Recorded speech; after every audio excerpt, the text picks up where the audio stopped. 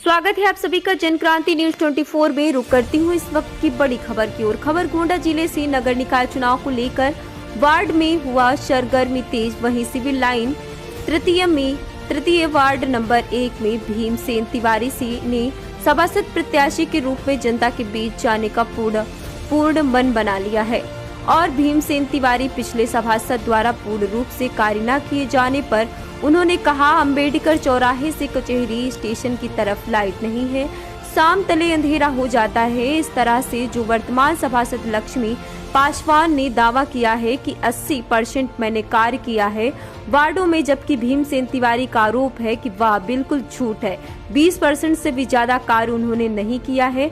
आइए देखते हैं पूरी खबर गोंडा से काशीराम मौर्य के साथ जनक्रांति न्यूज 24। जनक्रांति न्यूज 24 में जिला संवाददाता काशीराम मौर्य। आज मैं सिविल लाइन तृतीय वार्ड नंबर में मौजूद हूं, जो कि भीमसेन तिवारी का आवास है। मैं इनके आवास पर आया हूं। इन्होंने जो है प्रत्याशी के रूप में चुनाव लड़ रहे हैं सभासदी के लिए। मैं इनकी जानकारी के लिए मैं इनके पूछूंगा कि आपके चुनाव के बारे में क्या मुद्दा है, क्या विषय है। मैं चलता हूँ। सबसे पहले आपको जनक्रांति न्यूज में आपका हार्दिक स्वागत है। जनक्रांति न्यूज़ का मैं हार्दिक आभार करता हूं, जो हमारे पास आई। मैं उसका हृदय से नमस्कार करता हूं। आपका भी धन्यवाद करता हूं कि जो आप हमारे पास हमारे वार्ड में हमें प्रत्याशी के रूप में देखते हो, आप हमारे पास आए। आपका बहुत-बहुत धन्यवाद। आप चुनाव लड़ रहे हैं सभासद का, और इस चुनाव को लड़ने का आपका उद्देश्य क्या है, क्या मकसद है? चुनाव लड़ने का हमारा सबसे बड़ा उद्देश्य ये है कि हम चुनाव इस वजह से लड़ना चाहते हैं कि गरीब जनता, जो हमारी अति दलित, पिछड़ा वर्ग, शोषित वर्ग, जो काशीराम आवास कॉलोनी में रहती है, जो भी पूरे वार्ड में गरीब गरीब दलित हैं, अति पिछड़ा वर्ग है, उनकी सेवा करना हमारा मूल रूप से कर्तव्य है।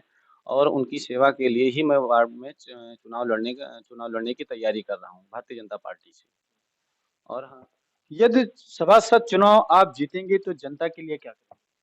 सभासद चुनाव जीतने के पश्चात हम सबसे पहले वार्ड का सबसे सुंदर वार्ड बनाने का प्रयास करेंगे। इसमें रोड, खड़ंजा, आरसीसी नाली का प्रयास लाने का प्रयास करूँगा, और आरसीसी सड़क का प्रयास करूँगा, इंटरलॉकिंग की व्यवस्था करने का प्रयास करूँगा, पानी का व्यवस्था करने का प्रयास करूँगा।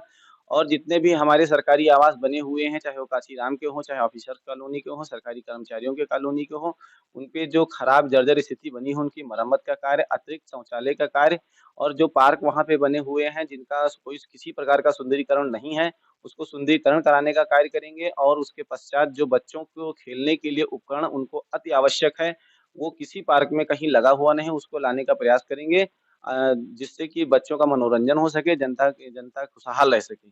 और सरकारी रूप से जिन लोगों को सरकारी आवास में कोई सुविधा नहीं मिली है, उसको लाने का प्रयास करेंगे, उनको दिलाने का प्रयास करेंगे। 24 घंटे उनकी सेवा में तत्पर रहने के लिए मैं वार्ड मेंबर का चुनाव लड़ना चाहता हूँ। सभासद ने दावा किया है कि चुनाव जो है हमने पिछले में जो कार्यकाल हमने किया वो 80% कार्य पूरा हो चुका है। आपको इस पे क्या कहना है? सभासद का जो उन्होंने दावा किया कि 80% हमने कार्य किया है, उन्होंने दावा अपना गलत किया है। वो 80% ना कह के उसको, वो अगर अच्छा होता कि उन्होंने 20% कहते, 80% कार्य का नहीं हुआ है। किसी भी प्रकार से पूरे वार्ड में नाली की कोई ऐसी व्यवस्था नहीं बनी जिससे कि घरों का निकला हुआ पानी कहीं जाके किसी नाले में जाके मिले। कहीं किसी भी प्रकार की कोई व्यवस्था नहीं है। हम सिविल लाइन तृतीय वार्ड संख्या 1 के मूल निवासी हैं। हम नगर पालिका सभासद का चुनाव लड़ना चाह रहे हैं। भारतीय जनता पार्टी से हम टिकट मांग रहे हैं। भारतीय जनता पार्टी में हम कार्यकर्ता रहे हैं, इस वजह से हम टिकट मांग रहे हैं। सही है। सीट क्या इस समय समान है, इसके पहले क्या थी? इससे पहले हमारी सीट एससी थी, जो क्या नाम है, अब इस बार अनारक्षित हो गई है। इस वजह से हम चुनाव लड़ रहे हैं। अच्छा, किस मुद्दे को लेकर आप जा रहे हैं जनता के लिए, क्या है आपका?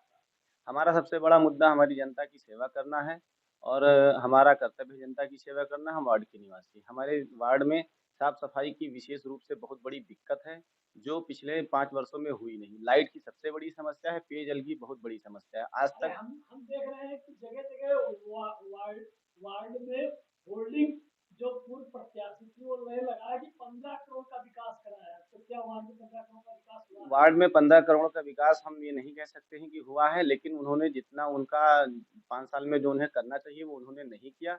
अपने दावों में उन्होंने क्या कहा वो उनकी अपनी व्यवस्था जाने, उन्होंने जो किया वो जनता देख रही है। अगर जनता देख रही है वो क्या उसमें उन्होंने सही लिखा, क्या उन्होंने गलत लिखा।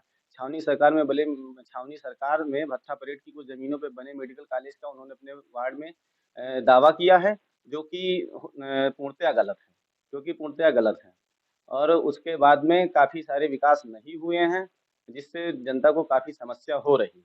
जैसे वो काशीराम में कह रहे हैं कि हमने नाली बनवाया और सड़क बनवाई। हम जाके वहाँ जनता से मिले, उन्होंने कहा विगत 5 वर्षों में कभी यहाँ किसी प्रकार की सफाई नहीं हुई, ना सेफ्टी टैंक की सफाई हुई।